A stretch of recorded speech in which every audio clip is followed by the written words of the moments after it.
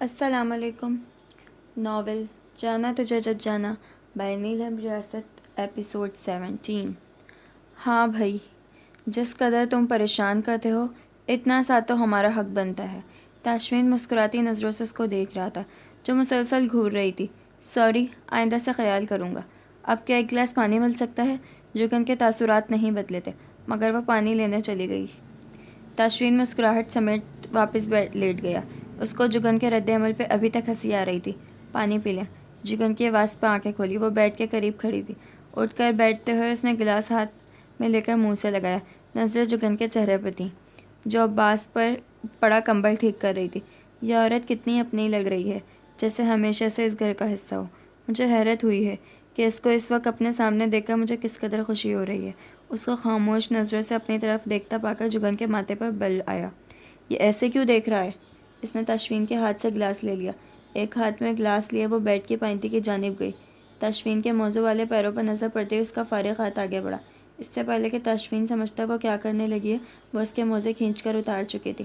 تاشفین کو حیران چھوڑ کر وہ دروازے کی جانب بڑھتے ہوئے پوچھ رہی تھی، انکل آپ کو پانی یا چائے وغیرہ کچھ چاہیے؟ نہیں بیٹی، میرے پاس پانی ہے، آپ آرام کرو۔ تاشفین کی آواز آئی، پلیز لائٹ بند کرتی جانا۔ اس نے تصدیق کے لیے اسرار احمد کی جانب دیکھا۔ انہوں نے رحل بیڈ کی بیک پہ بنی کبرڈ میں رکھا اور سر اسبات میں ہلا دیا۔ وہ اس وقت سوتے نہیں تھے مگر اس وقت بیٹے کے آرام کا خیال کیا اور اسے سونے کے لیے خوابناک ماحول فراہم ہونے دیا۔ فارس حسیب سے کچھ کہہ رہا تھا جب جگن نے اس کے کندھے پہ چماٹ ماری۔ تم چپ کر کے ناشتہ نہیں کر سکتے؟ پتہ بھی ہے وہ رات کو کتنا لیٹ گھر آیا تھا۔ اس کو لمبی نیند لینے کی ضرورت ہے، پھر بھی جب سے جاگے ہو بہانے سے شور مچانے کی کوشش کر رہے ہو۔ آپ ہی صبح سے سرگوشیوں میں بول بول کر اب مجھے شک سا ہونے لگا ہے، جیسے گلے میں خراش آ گئی ہو۔ توبہ، ادھر بولتے ہو تو آواز دروازے تک جاتی ہے۔ اگر وہ جاگ گیا تو پھر؟ میں بتا رہا ہوں، یہ پارٹی بدل کر آپ اچھا نہیں کر رہی ہیں۔ شوہر کی خاطر بھائیوں کو آنکھیں دکھا رہی ہیں۔ کڑے وقت میں بھی بھائی ہی کام آتے ہیں۔ میں کوئی پارٹی نہیں بدل رہی ہوں۔ 7 بجے سے اس کے فون پہ مسلسل کالز آئی جا رہی ہیں۔ وہ تو شکر ہوا میں نے پہلی بیل کی آواز سن کر ہی اس کا فون سائلنٹ پہ لگا دیا، ورنہ فون کرنے والا ڈھیٹ انسان اس کی نیند خراب کر کے رہتا۔ میں نے گھر والے فون کی بھی لائن نکال دی ہے۔ جب نیند پوری کر کے خود اٹھے گا تب آن کر دوں گی۔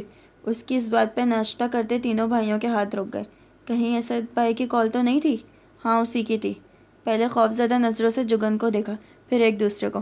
اس کے بعد تینوں کے ہاتھوں میں تیزی آ گئی۔ جلدی جلدی ٹوسٹ اور چائے اندر اتارنے لگے۔ تم تینوں ایسے کیوں خوفزدہ ہو رہے ہو جیسے کوئی بھوت دیکھ لیا ہو؟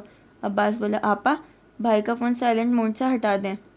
مجھے عباس کی بات سے 100% اتفاق ہے۔ سائلنٹ سے ہٹا کر اپنے مجازی خدا کا فون ان کے سرانے رکھ دیں۔ ایسا میں کیوں کروں؟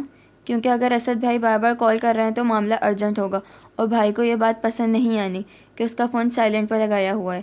تم مجھے خوفزدہ کرنے کی کوشش نہ کرو۔ زیادہ سے زیادہ کیا ہو جائے گا؟ تمہارا بھائی مجھے جان سے مارے گا تو مار دے، پر نیند پوری نہ ہونے تک فون بند ہی رہے گا۔ بھائیوں، اپنی بہن کو تو شہدا میں نام لکھوانے کا شوق ہو گیا ہے مگر ہم بھری جوانی میں مرنا نہیں چاہتے۔ چلو اپنی اپنی راہ لیں۔ فارس اپنا بیگ اٹھا کر باہر نکلا۔ عباس کو ہم راستے میں ڈراپ کر دیں گے۔ حسیب نے یہ کہتے ہوئے عباس کو اپنے پیچھے آنے کا اشارہ کیا۔ تینوں بھائی خدا حافظ کہہ کر گھر سے نکل گئے۔ جگن نے دروازے میں کھڑے ہو کر تینوں کو دور تک جاتے دیکھا، پھر دروازہ بند کرتی واپس کچن میں آ گئی۔ ابھی دھونے والے برتن سنک میں رکھ رہی تھی جب بیرونی دروازے پر ہلکی سی دستک ہوئی۔ کچن کی کھڑکی سے ہی حارث بھائی نظر آ گئے۔ خوشگوار حیرت کے ساتھ ان کے استقبال کو ہوئی۔ السلام علیکم حارث بھائی، کیا ہی عمدہ سرپرائز ہے۔ وعلیکم السلام بھائی، سرپرائز تو مجھے تمہاری طرف سے مل رہا ہے۔ اس دن سے تمہاری کال کا انتظار میں ہوں، مگر کمال کی بات نہیں ہے کہ کال آئی ہی نہیں۔ جگن کی ہنسی جل ترنگ جیسی تھی جس کی روشنی تاشفین تک بھی پہنچی تھی۔ آپ کو کال کرنے کی ضرورت ہی نہیں پڑی ہے کیونکہ یہاں تو سب میری توقعات کے الٹ ہے۔ خیر آپ بیٹھیں اور بتائیں، کیا گھر پہ سب ٹھیک ہیں؟ ممی مجھے یاد تو کرتی ہوں گی، اس وقت سب فرسٹ کلاس ہے۔ ممی کل سے ہماری طرف ہیں۔ ایسا کیسے ہو سکتا ہے کہ تمہیں یاد نہ کریں؟ الماس کو تم پہ غصہ ہے، اتنے اہم موقع پہ تم موجود نہیں تھی۔ اس نے تمہاری اس سے پہلے کہ حارث اپنی بات مکمل کرتا اور جگن اس سے اہم موقع کے متعلق پوچھتی کہ تاشفین کو دیکھ کر حارث اس کی جانب متوجہ ہو گئے۔ اپنی جگہ سے اٹھ کر اپنے چھوٹے بھائی کو ہاتھ مسافے کے لیے آگے کیا۔ السلام علیکم، کیسے ہو؟ جگن نوٹ کیے بغیر نہ رہ سکی کہ حارث کے گرم جوشی انداز کا جواب میں تاشفین کا انداز نپا تولا سا تھا۔ وعلیکم السلام، اللہ کا فضل ہے، تم سناؤ؟ جگن، حارث صاحب کو چائے پانی ضرور پوچھنا، میں خود یہ تکلفات نبھا لیتا مگر اس وقت جلدی میں ہوں۔ ننگے پیر، سلوٹوں بھرا یونیفارم، گریبان کے اوپری بٹن کھلے ہوئے تھے، الجھے ہوئے پریشان زلفیں پیشانی پہ جھکی ہوئی تھی، سنجیدہ چہرہ لیے اپنے کمرے کی جانب قدم بڑھا دیا۔ جگن کو اس کا انداز پسند نہ آیا، جبکہ حارث بھائی جلدی سے بولے، تاشفین مجھے تم سے ضروری کام تھا۔ ساتھ ہی حارث نے اپنے بازو پہ بندھی مہنگی گھڑی پہ ایک نظر ڈال کر جتایا، مجھے اگلے آدھے گھنٹے میں آفس پہنچنا ہے، اس لیے تم پہلے میری بات سن لو۔ وہ اپنی جگہ رک کر مڑا اور بڑے تحمل سے ٹھہرے ہوئے لہجے میں بولا، حارث صاحب آپ مصروف آدمی ہیں تو ادھر بھی کوئی فارغ نہیں بیٹھا ہوا ہے، مجھ سے ضروری کام تھا تو مجھے فون کر کے وقت لے کر آتے، اب اپنی مرضی سے آئے ہو تو چاہو تو بیٹھ کر انتظار کر لو، ورنہ جاؤ اور اگلی دفعہ آنے سے پہلے فون کر کے آنا۔ جگن کی حیرت سے پھیلتی نظریں تاشفین پہ جمی ہوئی تھی، اس کو یقین نہ آیا اس قدر بے عزتی۔ وہ حارث کے جواب کا انتظار کیے بغیر اپنے کمرے میں غائب ہو گیا تھا۔ ابا کیوں نہیں نظر آ رہے؟ حارث کے سوال پہ جگن کی نظریں واپس آئیں۔ وہ آج پچھلی گلی میں ایک آدمی کے دسوے کا ختم ہے، ادھر گئے ہوئے ہیں۔ اچھا پھر تو جلدی واپس نہیں ہوگی، چاہو تو ابھی وہاں جا کر دیکھ آؤ۔ مرحوم کے گھر والے اتنے فکر مند نہیں ہوں گے جتنی دل جمی سے میرے ابا کلام پاک پڑھ رہے ہوں گے۔ مرحوم کی روح کو ثواب پہنچانے کے لیے پرعزم، ہمیشہ سے ایسے ہی ہیں۔ جب ہم سب بھائی چھوٹے ہوتے تھے، ابا کی ذات ہمارے لیے کسی ہیرو سے کم نہیں تھی۔ پورے محلے میں کسی کو کوئی کام ہوتا سیدھا ہمارے دروازے پہ امی کو 10 دفعہ چائے بنانی پڑتی، پھر بھی ان کی مہمان نوازی کم نہ ہوتی۔ تاشفین نے پیچھے سے امی کا دامن تھاما ہوتا تھا، جہاں جہاں جاتی تاشفین بھی پیچھے پیچھے جایا کرتا۔ فارس کی آمد کے بعد تاشفین بڑا جیلس ہوا کرتا تھا، امی فارس کو اٹھاتی اور یہ فارس کو مارنا شروع ہو جاتا۔ غصے کا ہمیشہ سے برا رہا ہے، پر حارث بھائی اس کو آپ سے اس طرح بات نہیں کرنی چاہیے تھی۔ جو خیال مسلسل تنگ کر رہا تھا جگن نے کہہ ہی دیا۔ جواب میں حارث نے مکھی اڑانے والے انداز میں ہاتھ مارا، تم ٹینشن نہ لو، اس وقت وہ غصے میں ہے، اور جب میں غصے میں ہوتا ہوں میں بھی اس کو اسی طرح ڈیل کرتا ہوں۔ اب وہ جانتا ہے، میں انتظار کر رہا ہوں، جان بوجھ کر زیادہ وقت لگا کر نکلے گا۔ گھر پہ وہی ہے؟ جگن نے ماتھے پہ ہاتھ مارا، لیں باتوں میں لگا کر آپ سے کھانے کا پوچھنا ہی بھول گئی۔ اس سے پہلے کہ آپ نفی کریں بتا دیتی ہوں، مجھے آملیٹ بنانا آ گیا ہے، چائے بھی بڑی اچھی ہو گئی ہے، لسی بنانی آئی نہیں، مگر میں نے فریج کے اوپر ریسیپی لکھ کر رکھی ہے، اس کو فالو کر کے بنا لیتی ہوں۔ آپ کے لیے بنا کے لاؤں؟ لے آؤ، یہ تجربہ بھی کر لیتے ہیں۔ لسی میڈ بائی جگن، واہ، تمہیں یہاں پر اتنا پرسکون دیکھ کر تمہاری بہن کا ہارٹ فیل ہو جائے گا۔ اف، ان کو بتائے گا کون؟ آخر ایک دن اس کو علم ہو ہی جانا ہے، تب کی تب دیکھی جائے گی۔ ابھی تو لسی لاتی ہوں، اتنی دیر آپ ٹی وی دیکھ لیں۔ ٹی وی ریموٹ حارث کے سامنے میز پر رکھ کر خود کچن کا رخ کیا، سارا کچھ جگ میں ڈال کر بلینڈر آن کیا، 3 جھٹکوں کے بعد محلول کو گلاسوں میں ڈالا۔